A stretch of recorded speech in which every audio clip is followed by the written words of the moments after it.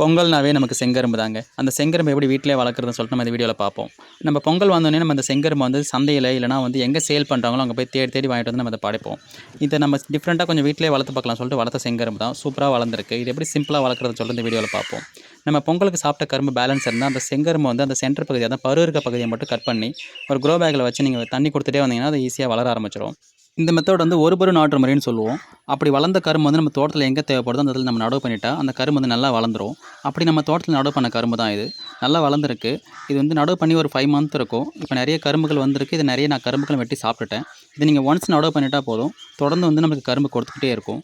இதில் நான் நிறைய கரும்புகள் எடுத்தது போக இப்போவே நிறைய கரும்புகள் ரெடியாகவே இருக்குது. இந்த கரும்புகள் மட்டும் இல்லை, இதில் நான் வந்து மஞ்சள் ப்ளஸ் வந்து வெண்பூசணி, பொங்கல் பூசணின்னு நிறைய நம்ம தோட்டத்தில் இருக்குது. எல்லாமே நம்ம பொங்கலுக்கு தேவையான பொருள் எல்லாமே நம்ம தோட்டத்திலே எடுத்துக்கலாம். ஸோ அதனுடைய வீடியோஸ் அப்டேட்லாம் நம்ம தொடர்ந்து நம்ம சேனலில் பார்ப்போம். அதுக்கு நீங்கள் மறக்காமல் நம்ம சேனலை வந்து ஃபாலோ பண்ணிகிட்டே இருங்க. நன்றி.